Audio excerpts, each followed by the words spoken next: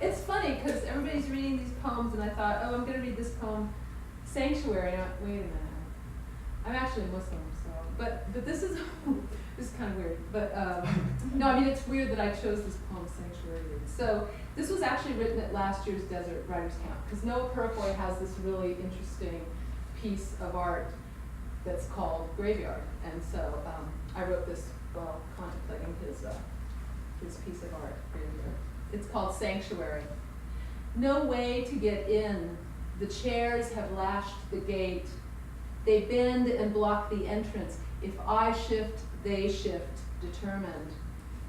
Inside are the shoes, a sign, a sink, a book, the room too small, the curtain hung. So many graves ready for the sermon. I zigzag away from the parking lot. Nothing to hold me but a small crescent moon.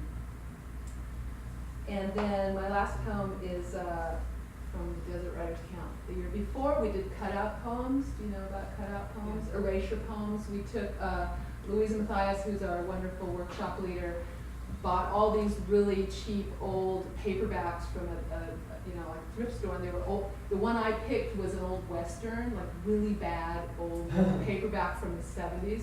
So then you go through and you pick some pages and you blank out certain words and keep some, and then you write a poem. So this is called The Deal. We dress with holes that glitter like a noose. Good handshakes everywhere. Polish all pictures of heaven. Breath blows our cover. Discover lies. Save.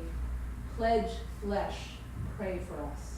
Thank you. And our final reader.